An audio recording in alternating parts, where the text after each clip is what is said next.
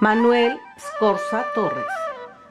Fue un novelista, poeta y editor peruano de la generación del 50, atento a los fenómenos sociales y auscultador de problemas del momento de la nación peruana. Fue uno de los más altos narradores peruanos, junto a Ciro Alegría y José María Arguedas, cultivador del realismo mágico. Nació un 9 de septiembre de 1928 en Lima. Sus padres, humildes emigrantes de la sierra de Cajamarca y Huancavelica, después de haber trabajado un corto periodo de tiempo en el manicomio Víctor Larco Herrera, donde tenían vivienda, se ven obligados a dejar la capital peruana en 1934. Se establecen en Acoria, Huancavelica. Allí permanecerán hasta 1939.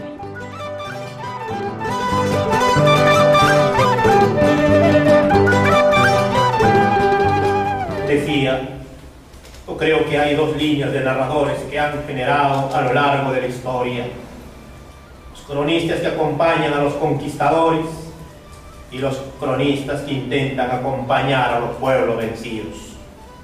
Simultáneamente hay dos cronistas, a los que acompañan a los españoles, que van desde Bernal Díaz del Castillo hasta Mario Vargas Llosa.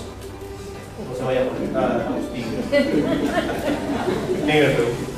Y los que acompañan a los vencidos, que van desde Guamán Poma de Ayala a José María de Guedes. Obviamente, él se sitúa dentro de la línea de los que representan la crónica de los vencidos. Por ello, sus historias son de desastre, de muerte, de masacre, siguiendo la línea de Guamán Poma y José María de Guedes. A este último lo considera como uno de los maestros.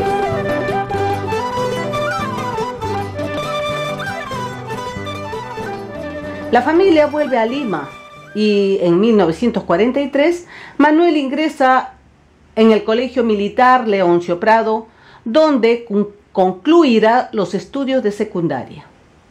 En 1945 asiste a la Universidad Mayor de San Marcos. Puede decirse que en ese momento se abre el periodo de su actividad política.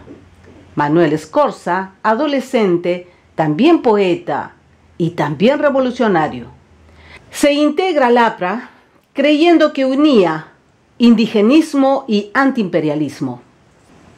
En 1948, con 20 años recién cumplidos, inicia su exilio, el primero de ellos, ya que, según dice el propio poeta narrador en conversación Héctor Tizón en 1980, yo he estado 2 veces exiliado, una vez durante la época de Odría, 7 años, y después me exilió la vida. Su deportación fue obra en cierta medida del azar. El mismo día en que el APRA era puesto fuera de la ley, 4 de octubre de 1948, por el presidente José Luis Bustamante, en el diario aprista La Tribuna aparecía un poema amoroso firmado por Scorza. A finales de ese mismo mes tiene lugar el golpe de estado del general Odría. Se abre el llamado Ochenio Odriista. Durante todo ese tiempo, Manuel Scorza estará fuera del país, al principio itinerante por toda América Latina, finalmente en México. El joven poeta inicia su exilio, según va dicho, con tan solo 20 años. Fueron años duros y amargos, como él mismo dirá en alguna ocasión. El exilio es una herida extremadamente grave y dolorosa. El exilio es casi una condena a muerte. Fueron años de aprendizaje bajo el rigor y la dureza. Dejaron huellas inextinguibles en el joven Manuel Scorza, pero él las pudo transmutar en una poesía de vigorosa expresión, de logrado pulso. Muchos de los versos que integrarían su primer poemario, Las Imprecaciones, en México 1955, son fruto del desconsuelo en que se halla inmerso el exiliado. En 1951 obtiene el primer puesto en los Juegos Florales de Poesía convocados en conmemoración del 4º centenario de la Universidad Nacional Autónoma de México. El poema Canto a los Mineros de Bolivia Es desgarrada poesía de compromiso social. Una desatada angustia recorre, inundándolos todos y cada uno de sus versos. Hay que vivir ausente de uno mismo. Hay que envejecer en plena infancia. Hay que llorar de rodillas delante de un cadáver para comprender qué noche poblaba el corazón de los mineros.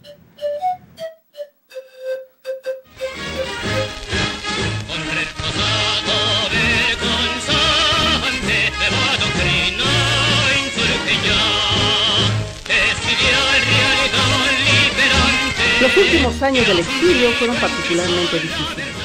El APRA, que en sus orígenes fue un intento de encontrar un pensamiento con originalidad americana, desembocaba en la corriente socialdemócrata pro-imperialista. Se aliaba con el poder que tan duramente le había atacado. Acababa siendo la base ideológica de una clase media y no ruborizaba en congeniar con el imperialismo estadounidense. Manuel Scorza, que sufría un riguroso exilio al igual que otros deportados, ve cómo el partido que le había llevado lejos de su patria renuncia a sus postulados ideológicos. Manuel Scorza escribe un artículo cuyo mero título es un irónico sinsabor: Goodbye, Mr. Aya. Diario El Popular de México, junio 7 de 1954. Señor Víctor Aya de la Torre, jefe del Partido Aprista Peruano, considere usted la presente carta como mi renuncia irrevocable al Partido Aprista. He aquí las razones. En el número correspondiente al 24 de mayo, la revista Life, edición española, publica un relato sobre su vida en la Embajada de Colombia, en cuya parte final usted escribe: la historia de Occidente irá continuamente en torno de su lucha para ganar y conservar la libertad. Por tanto, justicia significa usualmente pan sin libertad para Oriente y, a veces creo yo, que el comunismo ejerce una atracción mayor en Asia que en los países occidentales.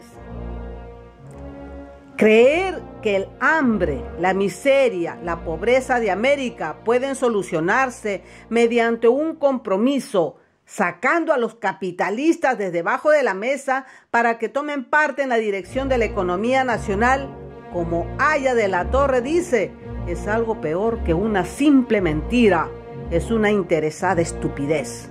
¿Cómo ignorar tan angustiosa perspectiva? Ante ella solo cabe una posición. El rabioso anticomunismo de Aya de la Torre coincide en forma demasiado notoria con las consignas del Departamento de Estado, State Department, de Estados Unidos. Sostener, como Aya de la Torre, que las grandiosas revoluciones de Asia, sostener que los estados obreros europeos, sostener que la Unión Soviética proyectan sombras imperialistas sobre nuestros pueblos, no solo es mentir. Es ponerse al lado del fascismo macartista. Ante el porvenir de nuestros pueblos se abren dos perspectivas: o la revolución antiimperialista o la esclavitud colonial. Vivimos una revolución mundial. ¿Es posible negarlo? Esto es el fin de una época. El capitalismo se va como vino al mundo, sudando sangre y lodo por todos los poros. Pero más allá de los días sombríos de estos años, alumbra el resplandor de un mundo nuevo. A esa aurora no conduce el camino de la claudicación oportunista. Si Aya de la Torre no lo cree, ya no hablamos el mismo lenguaje. Eso es todo. No hay razón tampoco para desesperarse. El fracaso de Aya de la Torre es el fracaso de un hombre, no de un pueblo. Aquí se separan los caminos. Ha llegado, pues, el momento de despedirse. Goodbye, Mr. Aya. Manuel Scorza.